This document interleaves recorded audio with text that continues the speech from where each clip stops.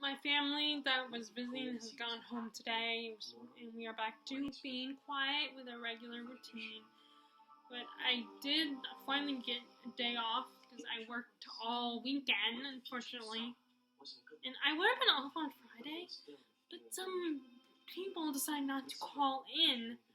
Now I'm trying to be all like, well, maybe it was, they had a family emergency.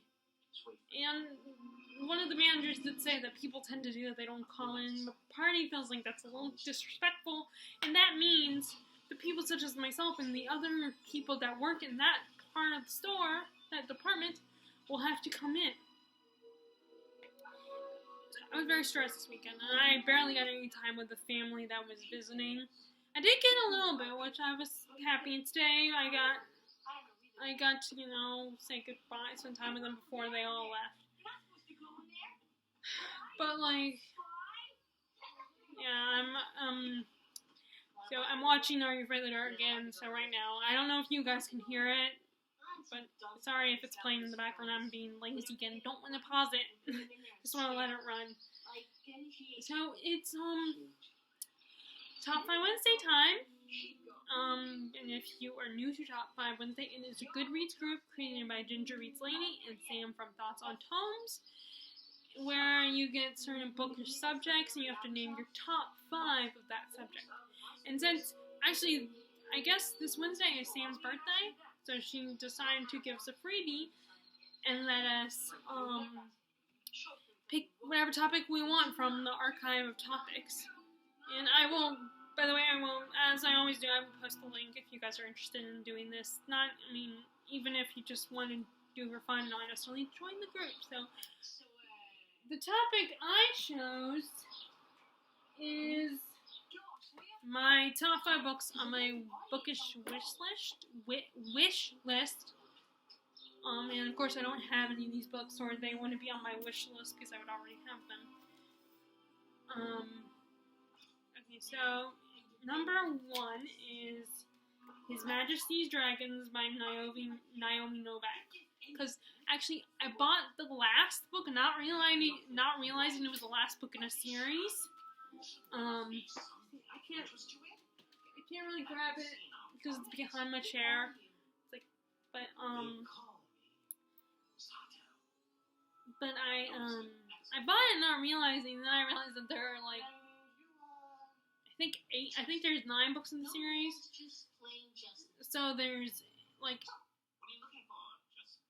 so there were 8 books before that one I got. So now I have to get the first one, and I'm guessing this is going to be one that I might have to get online instead of So, and obviously that's a fantasy series. No surprise there if you know me.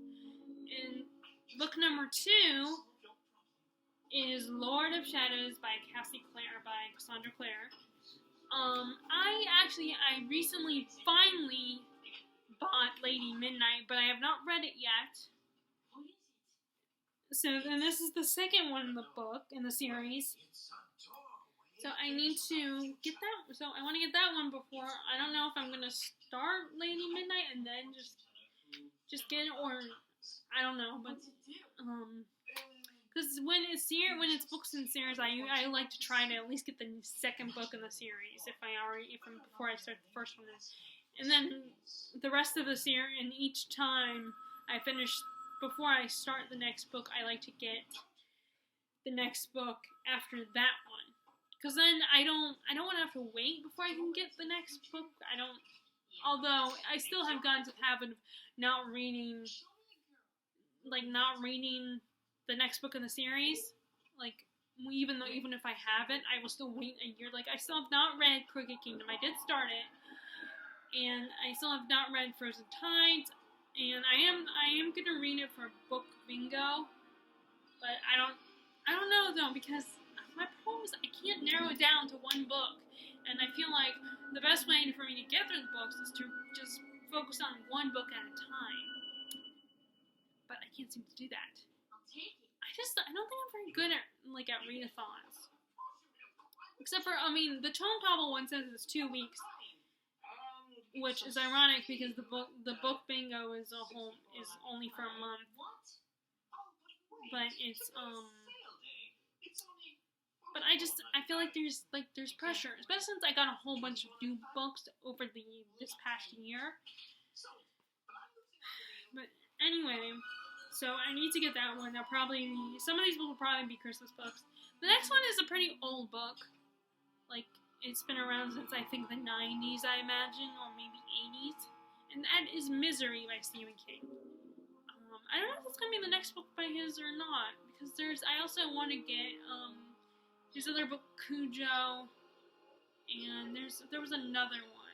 And actually, I bought a Stephen King book today. I bought the sixth book in the Dark Tower series. But I'm gonna also am starting over with that series because I don't remember everything that's happened. Okay, so but that's as of right now, that's the book I'm thinking of. And if you don't know, this is the one about the writer that's kidnapped by the crazy fan who did not like how he ends the book, so she wanted him to rewrite it. So when she runs into him, she kidnaps him, keeps him in her log cabin, holds him hostage, until he changes the book. So it will go her way. And there's something I gotta admit, if I was great, there are some writers of TV shows that a more darker side of my more evil part of myself would be tempted to do that, but I am not that crazy. So, okay, book number 4 is another book by Naomi Novak, and it's a book that just came out, actually, and that is Spinning Silver. This is a Rumpelstiltskin retelling. And I liked Upper Lid, although I know that from what people point out, there are some problematic aspects, and not everybody likes the love interest in the story. And it's not perfect, but I thought it was very interesting, and it's like how fairy tales were. I mean, I feel like it's a lot closer to the original fairy tales and the time period these fairy tales were set. It's not, and I do agree with this one person's comment on a video that criticized the book, that it's written for a certain time period. In our modernized mindset is not questions it and criticizes it. Not, and that's the thing about books where people point out the problematic elements, especially if they're historical. I feel like sometimes it is a little unfair, criticisms they get, because they are set in a certain time period and the author is trying to be authentic.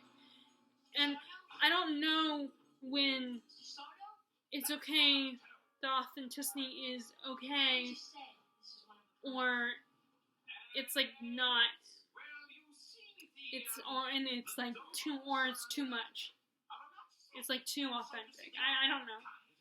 But when it's authentic, when it's just trying to be authentic, or it's problematic. That's what I mean. So that's the 4th one. And then the book number 5, I just got the first book earlier this year, or the first volume, I should say. But the one is Rise of Empire by Michael J. Sullivan. This is a fantasy series.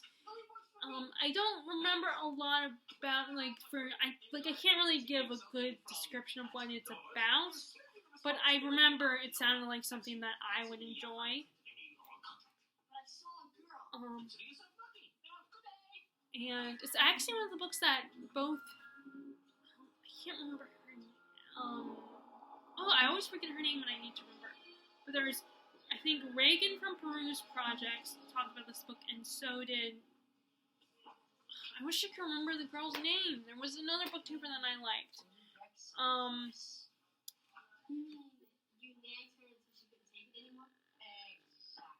Let's see if I can find her. Let me see if I can find her. Did you see yourself going to the nut house? It's no joke, Ben. I saw a girl hurt in a fire. And if that's really the future, then somebody's in a line of trouble. And there's nothing I can do. Let me see, where is she? Books with Emily, that's right. Books with Emily, that's what I was thinking of. she was the other person who talked about this particular series and I think she liked it. I mean, she said it wasn't like there are things about it that were not. There were certain things about it that she didn't like, but every book, if books were perfect and were the ideal book for us, then it will be boring. So there's bound to be things that you don't like, and I feel like it's impossible to find a book that doesn't have an element that you don't like. I mean, I know most of my reviews are like saying, "No, I love this book. I'm so glad I read this book." But there are a few. I mean, there are books that I don't. That there are criticisms and things I don't like about the books. But anyway, yeah. But yeah, that is the last book that is on my Bookish wish list now. There are a lot of books that are on my Bookish wish list. Like, I'm only trying to collect all the, like, Brandon Sanderson books. Which, by the way, today I got so annoyed because, like, last week, I was hoping to find Way of Kings by Brandon Sanderson because I saw the second book there and they were having this month, the sale is young adult, juvenile fiction, and science fiction, you buy one, get one free kind of deal. And I was trying to find Way of Kings, but they did not have it, which pissed me off. So I decided, you know what, I'm just going to go online, go on Amazon, because my mom gets, like, has Amazon Prime, so that means that if it's considered a Prime product, then it means that the shipping costs will be free. So, and a lot of times on Amazon, the books are a little cheaper than what you get on the website, like on a bookstore website or in the store itself. Although, like I said, the used bookstore is usually cheaper. But yeah, I mean, like I said, they didn't have it. Well, today, I mean, I got the book. I got the one. It's a mass market paperback. So, but today, I go into the store looking for some sci-fi books to buy because, like I said, it was a buy one, get one free. And then, lo and behold, in the young adult section and fantasy section, because most of the store is like mysteries and literary fiction and stuff, and like I see Way of Kings in the version of it that I would prefer. The trade paperback, the floppy one. It's like, oh my god, are you kidding me? It's like, seriously. That just pissed me off. And the problem is I can't really get mad at the people at the store because it's not like, they don't know. I mean, especially with this store, they don't know what they're going to get. Because it's a used bookstore, so they take donations. I mean, and it probably would be, but then again, the thing about mass market books is that you can take them with you everywhere you go. Like, trade paperback books, you can't always take them places with you. I mean, I really enjoy floppy books, but I can't just take them with me everywhere I go. Like, some of my Ken Follett books are like that. So it's hard for me to take that places. And mass market paperback is small. It can fit in your purse. So I'm not the type of person who will buy like multiple copies of the same book. So anyway, but yeah, the Robin Hobb collection I'm trying to build slowly, and now I've forgotten about the book that my whole point of bringing this thing up was. I can't remember what book I was talking about, but But anyway, well, I got the Stephen King book, like I said, and I got a couple, and I bought some R.A. self-help books too. And I think I was explaining that I was kind of getting trade paperback or mass market paperbacks or hardback versions of Charles Dickens and Jane Austen books. So I've been buying like paperback editions of Charles Dickens books. I do have a big, large bind-up of them, but you can't take that many places. And I'm the type of person, who wants to take my books everywhere I go. So So I also bought that one. So I bought little. I chose because I was already buying like 4 books. Although 2 of them I was getting free and 2 of them I was buying. But I didn't want to buy another one, so I just picked one of the Charles Dickens books because they had a handful of them today. So I just picked one and I picked Little Dorrit. Okay, anyway, so enough rambling. So those are, in case you don't remember the original reason for this video, those are my top 5 books on my Bookish wish list. What are your books on your wish list? Whether it's your top 5 or all the books on your wish list, unless there's only 5 books on your Bookish wish list. If you like this video, be sure to give it a thumbs up and click subscribe if you haven't already. I hope you all are enjoying your reading, and I will talk to you all later. Bye!